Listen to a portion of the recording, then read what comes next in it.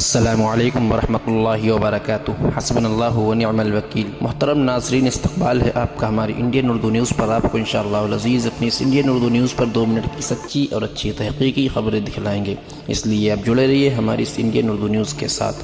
ناظرین، آج کی خبر کا تعلق محترم جناب بارسٹر اسد اویسی صاحب سے ہے۔ اویسی صاحب کے مخالفین اویسی صاحب کی سانسد ہونے کی رکنیت ختم کرنے کے لیے اس کی مانگ کر رہے ہیں اور میدان میں اتر چکے ہیں۔ صدر صاحب کے پاس شکایت درج کرا کر کارروائی کی مانگ بھی کر دی ہے۔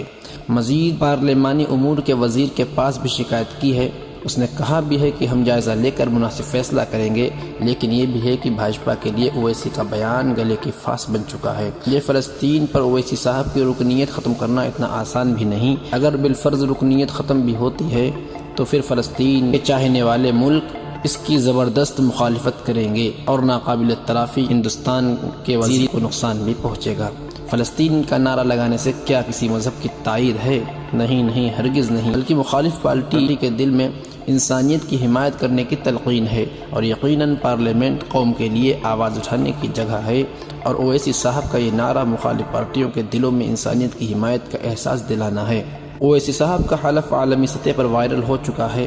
اللہ تبارک و تعالی قوم ملت کے ایسے مخلص، باہوش، دردمند، وفادار، بہادر لیڈر کی حفاظت فرمائے۔ ناظرین، یہ تھی آج کی تازہ ترین خبر جس کو میں نے آپ حضرات کے سامنے شیئر کیا۔